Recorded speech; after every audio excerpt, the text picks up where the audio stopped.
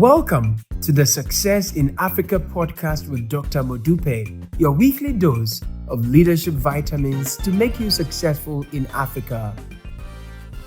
Hello, and welcome to the Success in Africa podcast, episode 16. My name is Dr. Modupe Taylor Pierce, and I am a scholar and practitioner of leadership and organizational development. Simply put, I study what makes people successful. I have been studying this for 3 decades now, with a particular focus on people in Africa. And in this podcast, I will share stories, lessons, and insights about people having success in Africa. Why this podcast? Because I am sick and tired of Africa being the poorest continent in the world. We are blessed with the greatest resource, young people.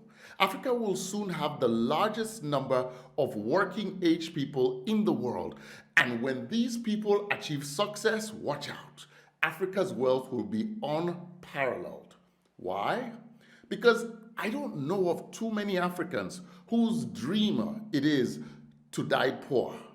You see, success in life is simply the achievement of a predetermined goal. Whether that goal is creating employment for 10,000 people or transforming your country into a high-income country, this podcast has been created to help you to achieve it. So if you are serious about achieving success in Africa, I want you to subscribe to this channel. If you like this video after you've watched it, please click the like button. This podcast is brought to you courtesy of BCA Leadership, Africa's largest leadership enhancement company. If you have questions that you want me to answer after watching this video, just log on to BCA Online, the link is on the screen, and post your questions there. That is where I will respond to your questions. Today we continue with our series on entrepreneurial success in the business sector. I chose our theme for today because I keep meeting up with people who have an idea for a business based on a need that they perceive, but they often have no idea whether this thing is really a business or it's a charity. In setting up a business or a charity, it is important to identify, yes, a need or a problem that people have and that you can create a solution for. You see, that solution is either a product or a service. However, that product or service has to be priced at a level at which the customer is able and willing to pay for. If the customer is able to pay that price, but they're unwilling to pay it, then it means that you, the entrepreneur, have miscalculated. You've miscalculated how painful that problem is to the customer and the alternatives or coping mechanisms that the customer has available to him or her. If the customer is willing but unable to pay the price, then it means that you may have to reduce your price of your product or service.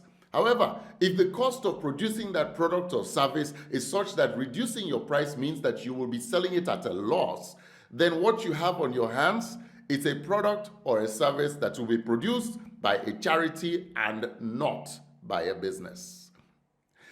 A charity, by the way, is just another word for a non-profit organization or a not-for-profit organization.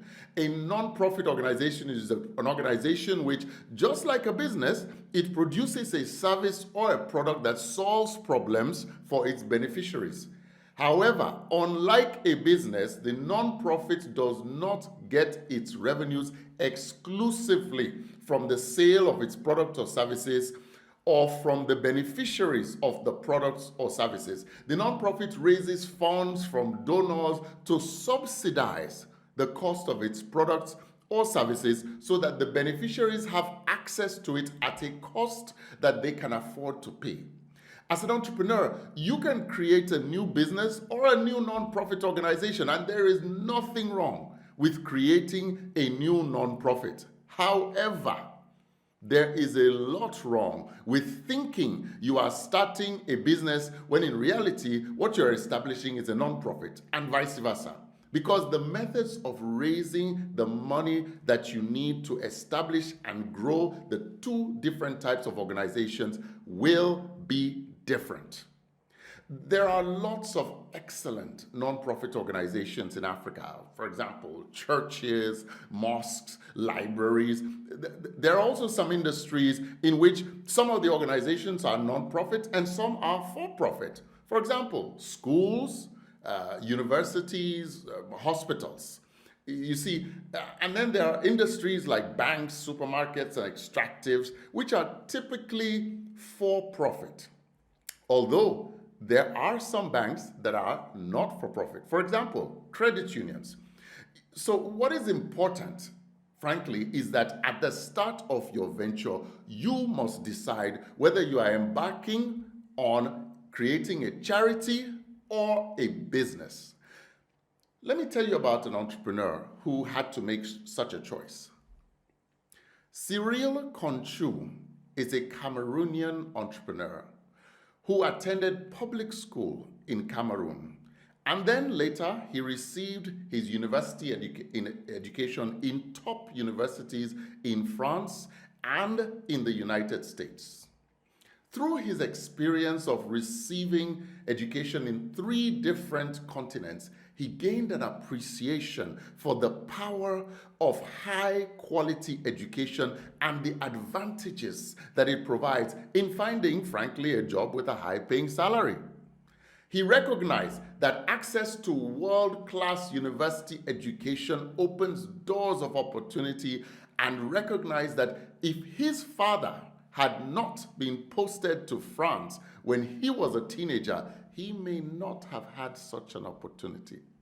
So he decided that he wanted to ensure that many more African children had the opportunity to be prepared for and enter world-class universities. He did not have the experience of running primary or secondary schools, but his mother had owned a school and it was not sustainable. Cyrille wanted to create a profitable organization that would be sustainable and generate enough profits to be able to expand across Africa.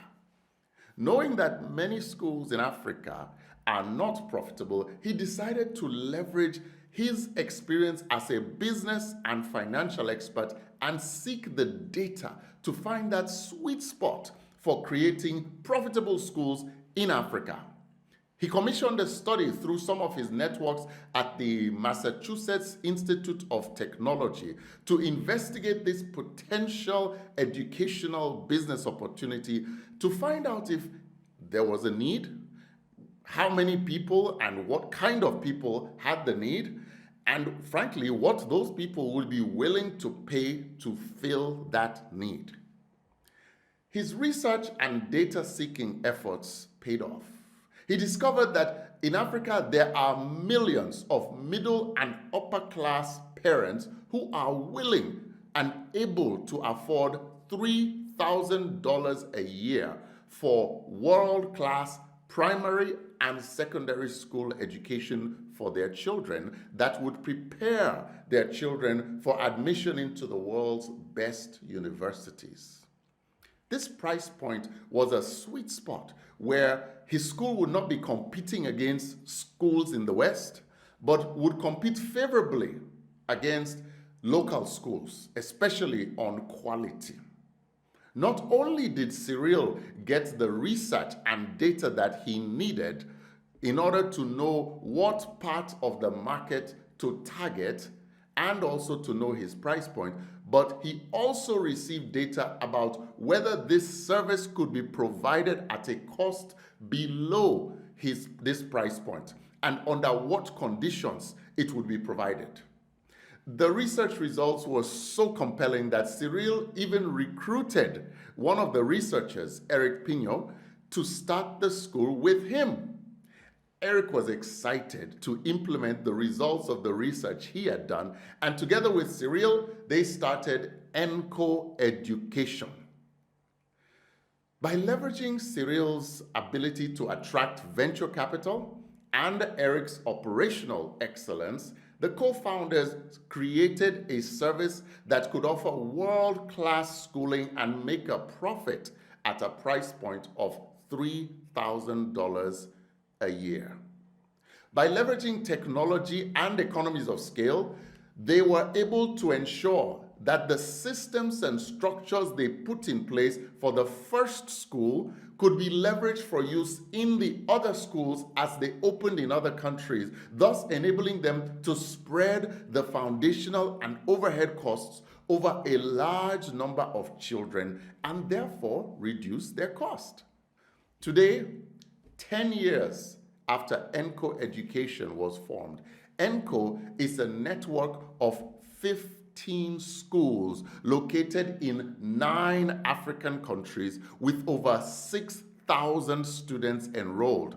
And they plan to expand even more. They're going to expand to 20,000 students by 2030 by expanding into more countries and more schools.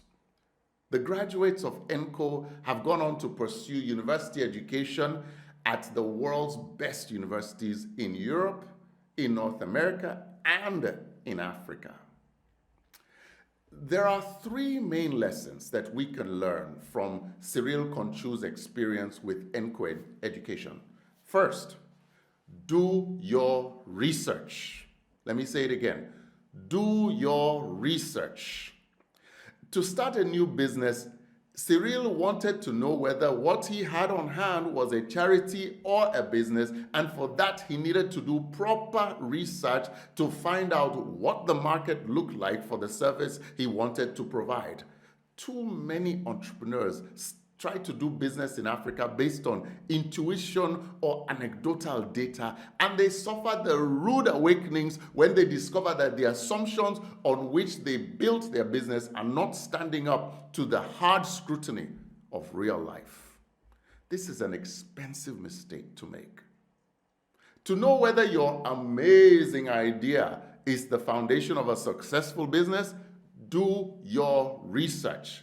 This way, you know upfront whether what you have is a business or a charity. Second lesson, expand geographically. Many entrepreneurs doing business in Africa know that they need to diversify their risk, their business risk.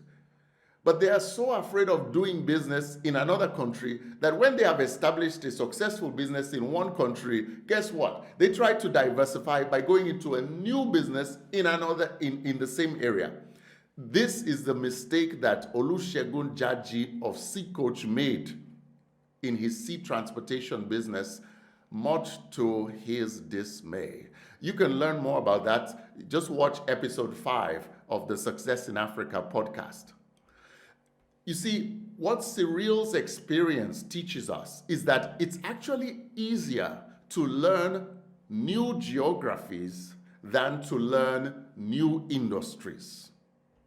When you've had success in one industry, in one country, diversify your risk by expanding to a new country.